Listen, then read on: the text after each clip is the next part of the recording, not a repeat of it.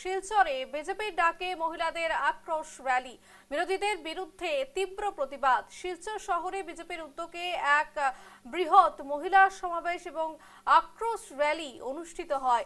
কংগ্রেস সহ বিরোধী দলগুলির নারী বিরোধী অবস্থানের প্রতিবাদে এই কর্মসূচি আয়োজন করা হয়। বিজেপির মহিলা মোর্চার ডাকে আয়োজিত এই সমাবেশে হাজার হাজার নারী রাস্তায় নেমে প্রতিবাদে সামিল হন। যে খবর উঠে আসছে, জন আক্রোশ মহিলা পদযাত্রা এবং শিলচরে বিজেপির ডাকে মহিলাদের এই র্যালি।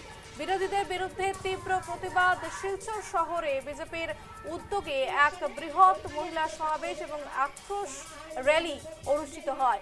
কংগ্রেস সহ বিরোধী দলগুলির নারী বিরোধী অবস্থানের প্রতিবাদে এই কর্মসূচির আয়োজন করা হয়।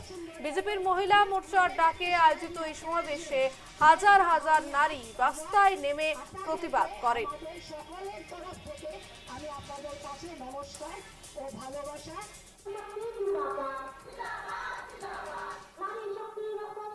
গত 16, 17, 18 সংসদে মহিলা বিল উপস্থাপন করা হয়েছিল, কিন্তু বিরোধী দলরা সেই বিলটাকে পাস হতে দেয়নি। আমরা বহুমত না পাওয়াতে সেই বিল পাস হতে পারেনি।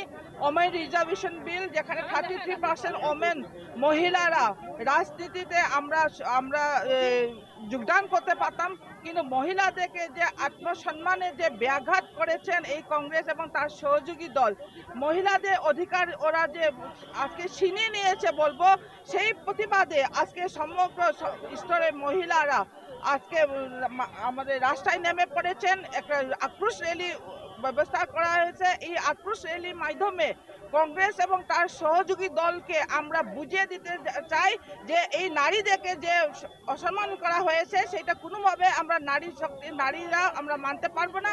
আগামীতে আমরা পুনরায় এই বিলকে আনার জন্য আমরা সরকারকে পুনরায় আবেদন করব। এই 33% রিজার্ভেশন মহিলাদের জন্য লাগে।